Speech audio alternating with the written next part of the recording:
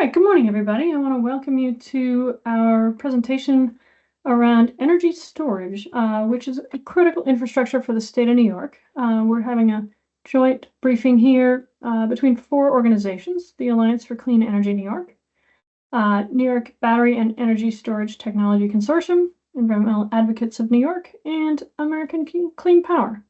Everyone hear me all right? All right, so moving on through our slides here. So just to introduce for just a minute here who our panelists are. My name is Marguerite Wells. I'm the Executive Director for the Alliance for Clean Energy New York. We're an Albany-based advocacy organization for clean energy. Bill? Hello, everybody. I'm Bill Acker. I'm the Executive Director of New York BESS. New York BESS is a trade association for the energy storage industry in New York State, advancing the energy storage industry, working on both policy, ecosystem, and other activities to advance the industry in the state. Wonderful. Katie? Katie McNamara, I'm Deputy Executive Director at Environmental Advocates New York.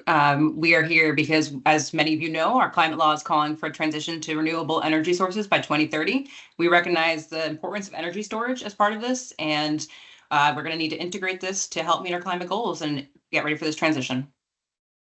Thank you, Katie. Bennett? And my name is Bennett Fuson. I'm the Director of Energy Storage at American Clean Power. ACP is a national trade organization representing over 800 members that play some role in the national energy transmission. In my role, I oversee state policy initiatives for energy storage across the country. And it's an honor to be invited by my colleagues at ACE New York, New York BESS, and environmental advocates to join you today and talk a little bit about energy storage. Well, thank you all so much. Fantastic. So next slide, please. Well, while you're working on that, I'll just get chatting. So a little background here on what is energy storage anyway? What are we here to talk about? I think the concept is familiar to a lot of folks. The idea is to store energy from all different sources to when it's generated to be used at a later time when it's needed. That could be renewable energy that's being stored, or it can just be grid power that's being stored.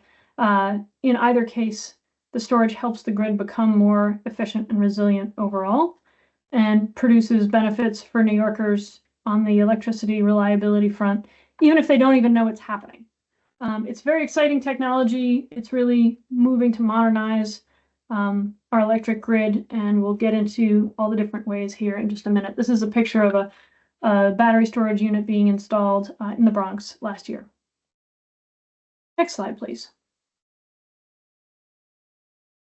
So energy storage is not new in the state of New York. Broadly speaking, there are a lot of kinds of energy storage out there: physical, thermal, all kinds. One of the largest energy storage facilities in the whole U.S. is in New York. It's in the Catskills.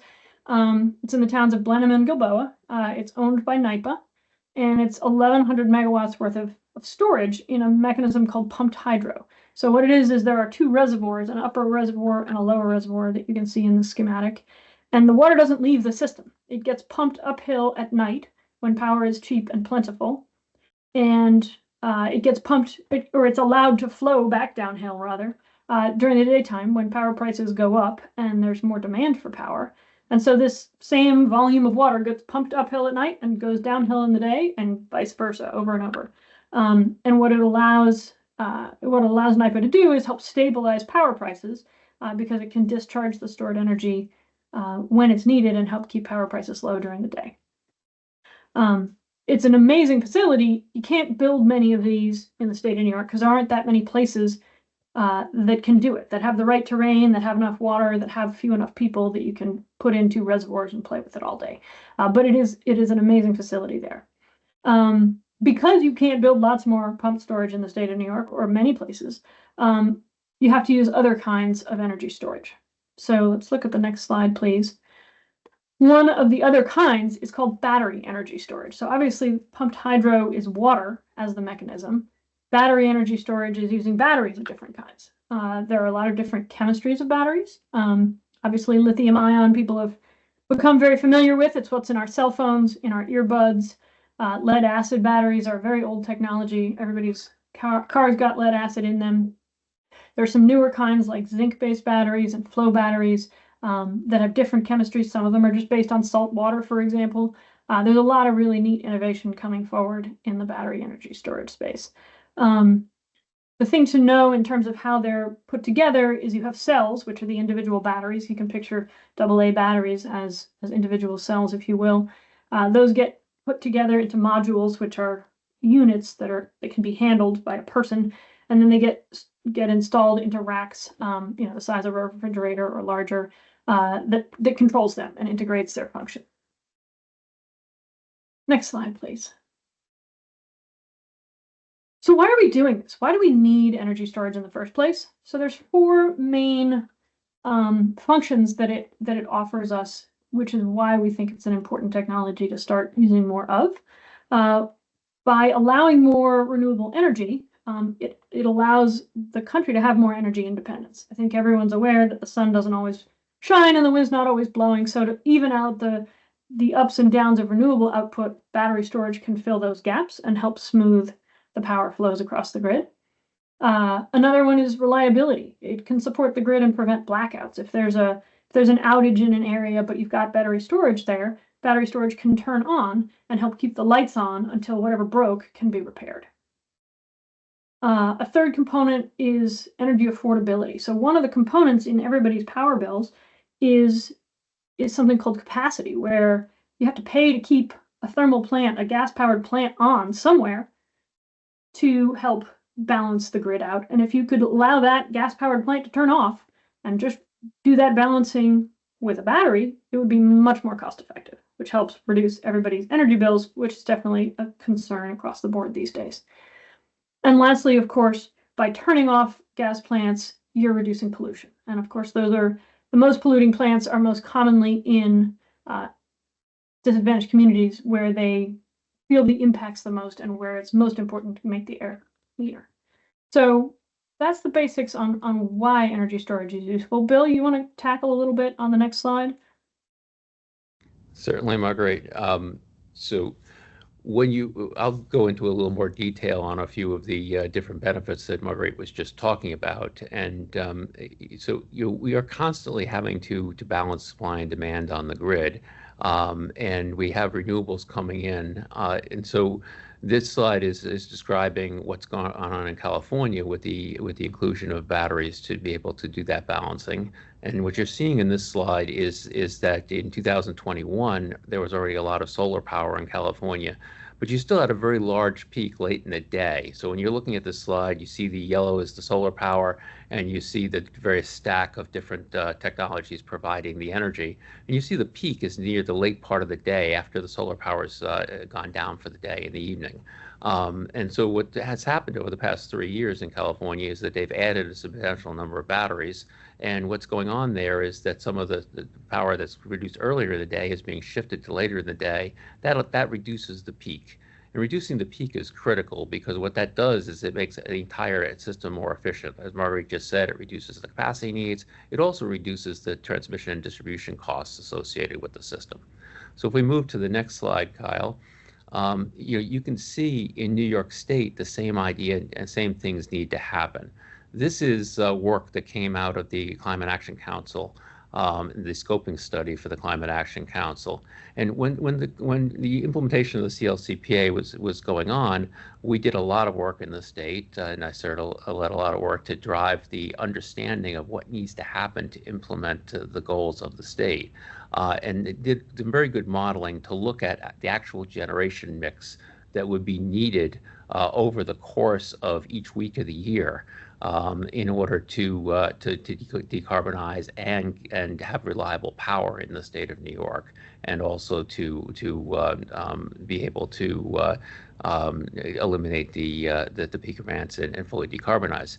And the bottom graph here shows each week of the year, and this is showing a spring week. And what you're seeing in the spring week is that you have lots of excess renewables. That's the red that you see on top. And you're looking at, again, a 7-day stretch. So you see during the course of the middle of the day, on day 2 and 3, you've got a lot of sunshine and you've got a lot of excess renewables. On certain times, though, you don't have enough power. The dotted line that goes across the top here of the graph is the load for the day. That's what we need to meet. And again, it's critical to recognize that the electricity system is very different from any other system on the planet. You constantly have to balance supply and demand. We don't have a way to put electrons on the shelf. That's sort of what energy storage is. But normally you need to constantly balance supply and demand. And so the purple you're seeing here is where the energy storage devices have taken some of that renewables, taken some of the extra power, and shifted it to the points where you need it. Absent having that, you either have to dramatically overbuild the renewables, or you have to build plants that actually just run for those few hours in order to make that energy need. Moving to the next slide. As Marguerite talked about, another very important part of the benefits of energy storage is reliability. When you look at the reliability of the grid, this constant balancing that's going on, by being able to smooth supply and demand, you're able to allow that balancing to happen in a much better way. You're also reducing the stress on the grid from peak demand points. The peak points are generally the times in which you have outages, you have problems, you have transformers overheating, you have other problems along with storm outages problems. You also have the ability with energy storage to do very fast response. And this is the reliability comes from both being able to make power when things are down, but also in being able to very rapidly respond to fluctuations, so that when the voltage sags or when electric motors kick on and things kick on that shift and create issues on the grid, the energy storage system can very rapidly respond to fix those issues. And then the last point is that the energy storage system can provide backup power during emergency response times. After Superstorm Sandy, you had great power outages around the state. You can create power islands. You can also bring the grid back on with back startability. If we want to move to the next slide. So the third part that Marguerite talked about the benefits of the grid is energy affordability. And when you look at energy affordability, there are a couple of aspects in which energy storage makes great contributions. First, as we build out the new grid in the future, we're going to have times of excess power at certain times and times of diminished power. That excess power, if you don't have energy storage, is completely wasted. That means that the pricing to pay for those projects is shared over less power, and so the pricing becomes more expensive to consumers. So it really helps with preventing curtailment and preventing having the renewable energy pricing projects be more expensive to consumers. Secondly, it improves grid efficiency. By smoothing out the power draws on the grid, you're using the grid more effectively, and you don't have as high a peak load. And that peak load, that peak draw on the grid, is what drives the cost of the distribution costs that people pay. So when you look at your electric bill, you get an energy cost and a distribution cost. That distribution cost is driven by the cost of the utilities to build out the infrastructure. And if you use it more efficiently, you don't have to build out as much. It supports having more affordable grid upgrades. We're going to have to invest in more grid transmission and distribution wires, but by putting energy storage there, you make it much, much more effective. And also new loads. As we bring new loads onto the grid, that smoothing effect can reduce the impact of those new loads.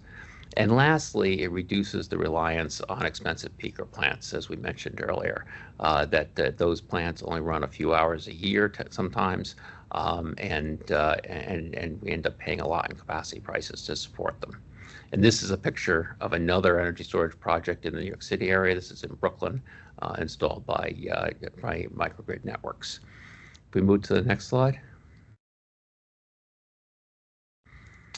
Energy affordability. In order to develop the roadmap, NYSERDA and the Public Service Commission did a lot of work to analyze what the benefits are of energy storage.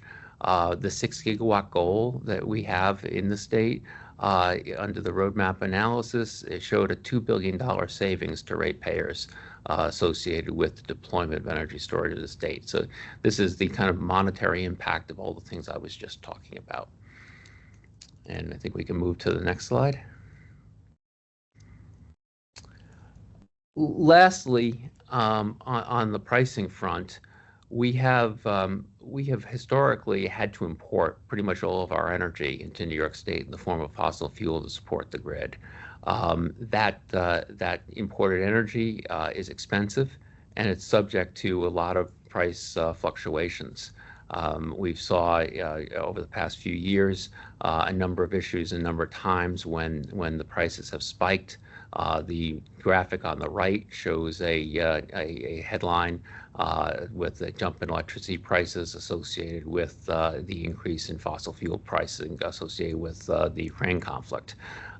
Where if you look at the historical fossil fuel pricing, it jumps all over the place and is subject to substantial variations. So by having renewables and energy storage together, we truly have energy independence in the state. We truly have the ability that we're not sending our money out of the state and overseas. We're actually keeping it right here in the state and have the stability with regard to pricing in the state of New York. And I think, Margarita, are we going? I've got one more slide here that I'll be doing. So the last point on the economic part of this is that the energy storage industry is one of the fastest growing industries on the planet right now. We have a lot of jobs being created in the energy storage industry in the world. Projections are that the energy storage industry will grow to be a $400 billion industry globally by 2030. That's going to require at least a 5x growth in the energy storage industry. I mean, to think about that in percentage growth terms, so you think about most industries, we're talking about a 5x increase in the industry in a 5-year period. Today, we already have over 2,000 jobs, 2,300 jobs in New York State as of 2023. We have projections to get to 30,000 jobs by 2030 in the state. That could even be a low estimate when you look at the opportunities associated with the growth of jobs in the state of New York. We're well positioned to attract these companies, and we already have a number of companies here. The graphic on the right is showing a picture of Verity's battery manufacturing facility in Buffalo, New York. And another point I'd like to make on the economic growth part and domestic manufacturing is that right now, over 70% of the world's battery production comes from China. And in fact, 91% of anode production, which is a key component of the battery, comes from China. So the Chinese have done a great job of really locking up the supply chain for the battery industry, which is both an economic challenge and also a national security imperative. We are in a situation right now where we very, very importantly need to develop a domestic supply chain and domestic content for batteries for a variety of applications, for the grid, for electric vehicles, for military applications, for medical applications, for all kinds of applications. So this growth of domestic manufacturing is incredibly important. We have asked the governor to include in the $1 billion allocation for clean energy ecosystem growth, a $300 million incentivization package for battery manufacturing. And we believe it's a real opportunity in New York State. And if we go to the next slide. You've heard us talk about peakers. Let's talk a little bit more about this. So as you heard, our peaker plants are aging power facilities, usually constructed around the 1960s. And the intent is to make sure we have power reliability during those times of peak demand. So as you've heard, they operate infrequently, but think about it when they do, those are typically on our hottest days, which I'm sure you all remember are also our days often with air quality already being stressed. On top of that, the facilities are known for emitting a lot more particulate matter than our standard baseload plants. And on top of it, they're located in and around disadvantaged communities primarily. So these communities are already subjected to higher levels of carbon dioxide, nitrogen oxide, contributing to a lot of pulmonary and health conditions, as asthma being one of those. The state has taken some initiative on peakers. So in 2019, there were the updates to the Part 222 regs from DEC that placed some limitations on nitrogen oxide emissions, and that was targeting the peaker plants in the New York City metro area. But the progress has been slow. Within New York City, only about 700 megawatts has been retired out of about 6,000. So there is still a very strong need to figure out how we're going to replace these facilities. Can they be transferred, and how they can be replaced into sources of renewable energy and battery storage potentially. So if you combine this with the June 2024 PSC order that expanded the state's goal to 6,000 megawatts of energy storage by 2030 and authorized funds for NYSERDA, we know that these projects can have large benefits on a future statewide electric system and reduce our costs overall.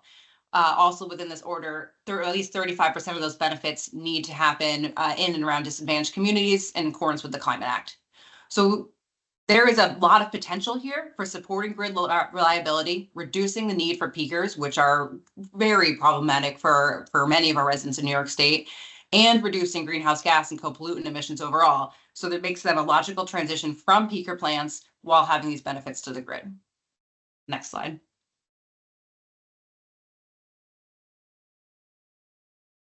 Okay, thank you, Katie, and hello again, everyone. Well, as the presentation has sort of outlined so far, battery energy storage systems rely on technology that New Yorkers are familiar with in smaller consumer-facing uses. And that familiarity with everyday applications shapes how New Yorkers think about the integration of utility-scale energy storage systems into their community. But it's important to note that these are two vastly different applications for energy storage use, and the means by which each are regulated and integrated should be distinguished. Since passing the Climate Act in 2019, New York State has taken an active role in regulating the safe development and operation of energy storage facilities so that the state can meet its clean energy targets. As energy storage deployment has expanded across the state, the regulatory processes and resources administered by NYSERDA have built a regulatory infrastructure referenced and modeled by other states seeking to develop their own processes for the safe deployment of energy storage systems. Energy storage systems developed in New York today must achieve rigorous safety certifications outlined in UL 9540, including the battery storage system testing protocols in UL 9540A, as well as fire and safety prevention standards established in NFPA 855 as required in state fire code. These systems must also conduct and receive approval of a hazard mitigation analysis, and local authorities having jurisdiction can utilize expert peer review to confirm that the system sufficiently meets state safety requirements. These regulations continue to be refined and expanded by state initiatives, including the establishment of the Interagency Fire Safety Working Group in 2023 to review and recommend updates to energy storage safety regulations after several fire incidents occurred across the state. These recommendations include further integration of the 2023 NFPA 855 updated safety standards for technology-specific storage systems, such as the requirements to use third-party expert peer reviews by local AHJs, the inclusion of energy storage system cabinets for explosion control requirements, requirements for emergency response plans, and annual trainings for local firefighters and first responders, among others.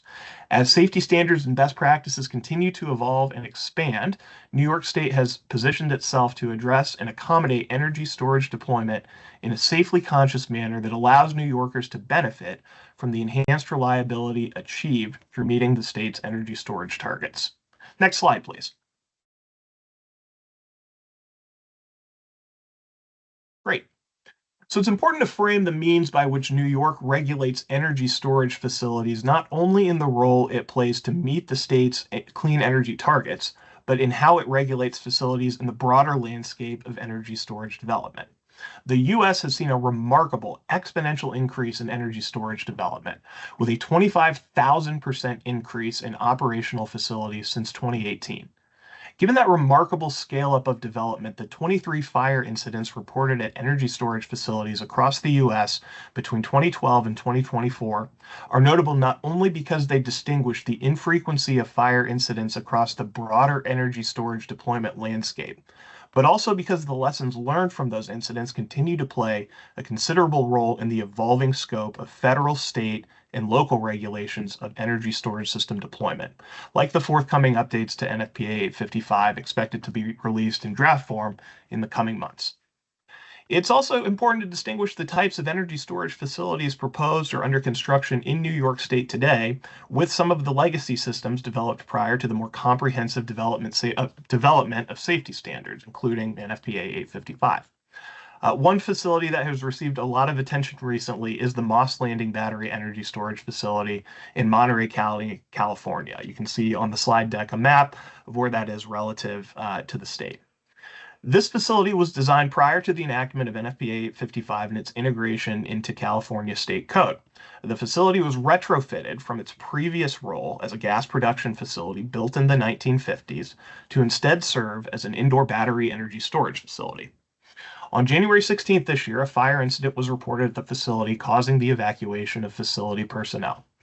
The fire ultimately spread throughout the facility, causing a temporary evacuation of approximately 1,500 nearby residents as first responders contained the fire to the facility through a controlled burn, given the unique nature of the facility's design. The fire was declared officially extinguished on January 20th after a 40-hour window without observable visible flames. The facility's owner and state officials are now working to understand the root cause of the incident, in addition to state stakeholders and state officials, including ACP. Preliminary testing conducted by state and local officials, as well as the EPA, has not shown any air quality or soil quality measurements that exceed standard thresholds, with further analysis of the results and testing still ongoing. As those investigations continue, ACP continues to work with state officials to address safety concerns through state policy. We have published an initial set of policy recommendations similar to those issued by the New York Interagency Working Group last year, which can be found with other energy storage resources at our portal, www.energystorage.org. Now, again, it's important to distinguish this incident with facilities in New York. To reiterate, this was a system retrofitted to utilize an existing historic generation infrastructure using development standards distinct from the comprehensive safety standards now regulating energy storage across the country. The circumstance is unique not only to other storage facilities in California, but to facilities across the country that are now developed in outdoor, specifically designed containers with rigorous safety testing and certifications applied. While it's important to consider the lessons learned from these facilities, New Yorkers should be aware of the unique distinctions that contrast with facilities proposed to be developed across the state today. Next slide, please. One thing we also want to distinguish too is the differences between what we're talking about, utility scale energy storage systems, and the technology used for those facilities, compared to the growing fleet of electrified vehicles used across New York by New Yorkers across the state, including e-bikes. As we've discussed, energy storage systems, particularly grid-connected or utility-scale facilities, are subject to considerable and rigorous safety regulations before operations can commence. Electrified mobility, by contrast, does not require the same types of safety standards, and the added movement of the vehicle adds an additional point of safety considerations that is unique and distinct from the types of facilities and utilization of battery energy storage we're talking about today. In a lot of ways, this is like comparing apples to fire trucks. The level of sophistication between two distinct objects that share only a passing common trait, and ensuring that New Yorkers understand these distinct regulations and considerations between the two is critical. Next slide, please. So New York State has really become a leader on energy storage, in part because of the goals set by the legislature. In 2019, there was a target of 3 gigawatts, so that's 3,000 megawatts of battery storage. And in 2022, that target was increased to 6 gigawatts by Governor Hochul, based on the scoping plan analysis that had been worked on by a large group of stakeholders. So last summer, the PSC adopted the 6 gigawatt energy storage roadmap, 6 gigawatts by 2030, and approved $1.6 billion in incentives to be managed by NYSERDA which will be rolling out in the first half of this year. And the city and the state have really been leading the development of the storage safety standards, which Bennett was just discussing so thoroughly, that really will help make sure that these facilities do the job we need them to do and don't put New Yorkers at risk. And that's really what is the crux of the thing, is we need this thing to be safe and we need it to be reliable and deliver the benefits that we need. Sorry, 1 second. We're expecting that the programs that NYSERDA has been developing will really start helping projects move forward. It's been slow in getting projects deployed for a whole number of reasons, and we are working with partners all over the state to help make those obstacles get removed so that we can start deploying. One of the things that I think a lot of New Yorkers feel, and that is really true, is that New York leads the country. New York and California are two of the leaders on a whole range of energy and other policy related matters. And when New York and California move forward on something, the other states follow. And on energy storage, California is way in the lead, and New York is still not quite keeping up pace. So if you look at this slide, you can see the number of installations across the state of New York is pretty numerous. We've got over 6,000 projects installed, but many of them are quite small. They're homeowner-sized projects, for example. The total capacity is just over 400 megawatts, which is not even partway to the 3,000 megawatt target that started in 2019. And we have a long way to go to hit the 6 gigawatt target. And it's really important for this energy storage to get deployed to really help match, to sort of smooth the grid over between the renewables that are getting deployed, the increasing demand across the grid from all kinds of sources of load, and our ability to deliver those electrons when they're needed. Next slide, please. So if you look at where New York is compared to other states that are leading on this, you can see California is far and away the biggest deployer of battery storage to date. They've got 11 gigawatts, so that's 11,000 megawatts of energy storage. Texas is the next largest, then Arizona, and then Florida. And New York is in 5th place in terms of deployment nationwide for energy storage. But the amount of money it will save ratepayers when we deploy it, NYSERDA's analysis shows we're going to save $2 billion in electric system costs. That's stuff that we don't have to build, and that's power plants we don't have to keep running in order to smooth the gaps on the energy system using battery storage. So I think that $2 billion is worth going for. It's worth saving New York ratepayers that. It's worth putting this equipment into use to get that job done. Next slide, please. So here are our asks for legislative purposes. There are a few things that would really help move the needle in terms of getting projects deployed. One of them is a sales tax exemption. So right now, all fossil fuel plants and wind and solar plants don't pay sales tax for their equipment. Energy storage still does. A year ago, residential projects got exempted from sales tax, but commercial projects still are not. And that's definitely a challenge to getting projects built, and will help reduce costs if we can have a sales tax exemption covering these energy storage systems, because that reduces costs to ratepayers. It just is a direct transfer through. Many projects currently do already get that same abatement through IDA agreements, so it's not a lot of revenue that the state would be leaving on the table in terms of what they'd see anyway, but it just makes it easier for projects to get deployed instead of having to go through the IDA to get that abatement, is to just know that they have it by rights.